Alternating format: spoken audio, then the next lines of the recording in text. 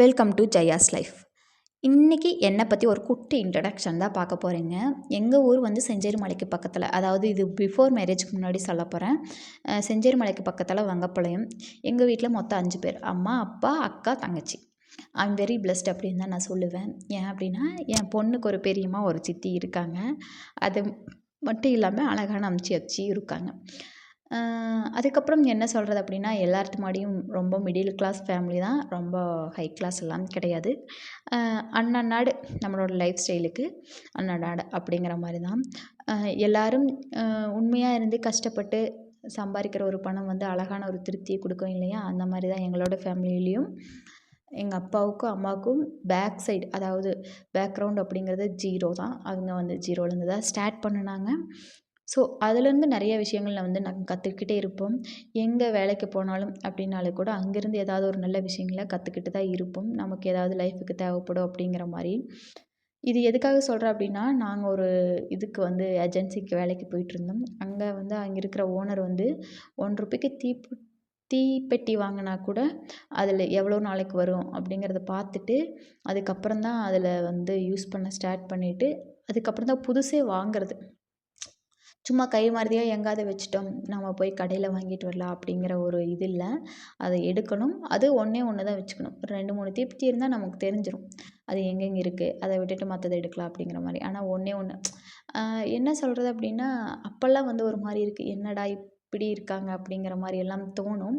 ஆனால் ஆஃப்டர் மேரேஜ்க்கு அப்புறம் நிறைய வாழ்க்கை பாடங்களை அவங்ககிட்டேருந்து கற்றுட்டு வந்திருக்கிறேன். அதுக்காக நான் வந்து ஒவ்வொரு நாளும் இதெல்லாம் யோசிக்கும்போது, அழகான ஒரு பர்சன்ஸ் கிட்ட தான் நம்ம வேலை பார்த்துருக்குறோம். நல்ல ஒரு லைஃப் ஸ்டைலுக்காக ஒரு பேஸ் தான் நம்ம அவங்ககிட்டேருந்து கற்றுருக்குறோம் அப்படிங்கிற மாதிரி தோணும். நாம் நினச்சிட்ருக்கோம் நிறைய பணம் இருக்கிறவங்க வந்து தாராளமாக செலவு பண்ணுவாங்க அப்படின்னு சொல்லிட்டு. நான் நிறைய விஷயம் கேள்விப்பட்டிருக்கேன். அதாவது என்ன அப்படின்னா, நிறைய பணம் இருக்கிறவங்க வந்து அந்த பணத்தை மேலும் அதை எப்படி வந்து சேர்க்கணும் அப்படிங்கிற மாதிரி, அதாவது சேர்க்கணும் அப்படின்னா காசு சேர்த்து வைக்கிறத மட்டுமே நம்ம சேர்க்கணும் அப்படிங்கிற மாதிரி நினச்சிக்கிறோம். அது கிடையாது. ஒரு கொஞ்சம் செலவு பண்ணுறேன் அப்படி இருந்தாலும், அதாவது ஒரு ₹10 ஒரு பொருள் வாங்குறனாலும், அது ஃப்ளிப்கார்ட்டில் ஏதாவது ஆஃபரில் வருதா, இல்லை அந்த பொருள் நமக்கு தேவையா, தேவையில்லையா, இது இப்போ வாங்கலாமா, எந்த கிரெடிட் கார்டில் வந்து இதுக்கு ஆஃபர் இருக்குது, அந்த மாதிரி வந்து நிறைய பார்த்து வாங்குகிறாங்க. ஆஃபர்ஸ் வர வரைக்கும் 1 இயர் 2 இயர் வந்து வெயிட் பண்ணி பண்ணுறாங்க. ஆனால் நாம் நினச்சிக்கிறோம் அப்படியெல்லாம் கிடையாது, அவங்களோட லைஃப் ஸ்டைல் அவங்க நினச்சதை வாங்குகிறாங்க அப்படின்னு.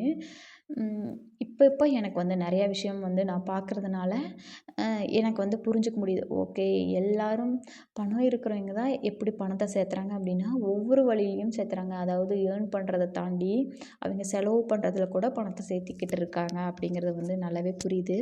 ஆக்சுவலி நான் வந்து என்னுடைய இன்ட்ரடக்ஷன் சொல்கிறேன்னு சொல்லிட்டு திடீர்னு எங்கேயோ போயிட்டேன். அக்காவுக்கும் எனக்கும் வந்து 1 இயர் டிஃப்ரெண்ட்டு. எனக்கும் பாப்பாவுக்கும் வந்து 3 இயர்ஸ் டிஃப்ரெண்ட்டு. நானும் அக்காவும் வந்து பாப்பாவை ஒரு பொண்ணு மாதிரி தான் பார்த்துக்கிட்டு இருந்தோம். ஆஃப்டர் மேரேஜ்க்கு அப்புறம் வந்து அந்த பாண்ட் வந்து வெளியே காமிச்சிக்கிறது இல்லையே தாண்டி நிறையா விஷயங்கள் வந்து இப்போ வந்து அப்படியே ஷேர் பண்ணிக்கிறது. ஃபேமிலி மாதிரி அக்காக்கிட்டேயும் தங்கச்சிக்கிட்டேயும் ஷேர் பண்ணிக்கிறோம். என்னோடய லைஃப் இப்படி இருக்குது அப்படி ஒரு சில விஷயங்களெல்லாம் வந்து நம்ம ஷேர் பண்ணிக்கிறதுக்கு ஒரு நல்ல ஒரு சப்போர்ட்டிவ் பார்ட்னர் அப்படிங்கிற மாதிரி தான் அவங்க 2 பேருமே. ஒரு சிலருக்கு வந்து அக்கா இருந்தால் அண்ணன் இல்லைன்னு வருத்தம், அண்ணன் இருந்தால் அந்த மாதிரி இருக்கும். எனக்கு ஒரு காலமும் வந்து அண்ணா இல்லைங்கிறது பெருசாக ஃபீல் பண்ணினதில்ல. ஆனால் இருந்திருக்கலாம் அப்படிங்கிறது மட்டும் இருந்ததே தாண்டி, ஆனால் நான் வெரி பிளஸ்டாக தான் ஃபீல் பண்ணுவேன். ஏன்னா எனக்கு ஒரு அக்கா, ஒரு தங்கச்சி. என்ன வந்து எந்த விதத்துலேயும் வேலை செஞ்ச மாதிரி எனக்கு ஞாபகமே வரமாட்டேங்குது. ஏன் அப்படின்னும் தெரியல. அது என்னன்னே தெரியல. 2 பொண்ணுங்க 3 பொண்ணுங்க இருக்கிற வீட்லலாம் பாருங்கள், ஏதாவது ஒரு பொண்ணு வந்து நல்லா சொகுசாக இருக்கிற மாதிரி இருப்பாங்க. அந்த மாதிரி இருந்த பொண்ணு தான் வந்து நான். எனக்கு பெருசாக எந்த வேலையும் கொடுக்கவும் மாட்டாங்கன்னு சொல்ல முடியாது. சொன்னாலும் நான் அப்படியே செஞ்சுருவேன். அவங்களுக்கு என்னை கண்டுக்கவே மாட்டாங்க. ஏதாவது வேணும், பால் வாங்கிட்டு வா, கடைக்கு போயிட்டு வா அப்படின்னு சொல்லி அவங்க கிட்ட தான் சொல்லுவாங்களே தாண்டி, என் பேரவி வாயிலிருந்து, அதாவது அம்மா அப்பா வாயிலிருந்து வரவே வராது.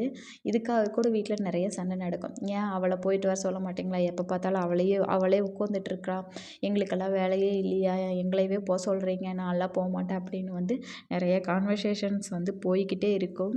ஆனால் 2 பேரும் ஒருத்தர் விட்டு கொடுக்க மாட்டோம். மற்ற சைட்ஸில் எவ்வளோ சண்டை போட்டாலும் எனக்கும் அக்காவுக்கும் நாங்கள் 2 பேரும் வந்து விட்டே கொடுக்கறதில்ல. அவளுக்கு நான் சப்போர்ட்டிவாக இருப்பேன், அவள் எனக்கு சப்போர்ட்டிவாக இருப்பாள். அதெல்லாம் வந்து பாப்பா கொஞ்சம் பெருசாகிற வரைக்கும் வந்து நாங்கள் 2 பேரும் நல்ல பாண்டில் இருந்தால் எங்கள் 2 பேத்துக்கு ஒரு நல்ல புரிதல். நாங்கள் 2 பேரும் டிஸ்கஸ் பண்ணிக்குவோம்.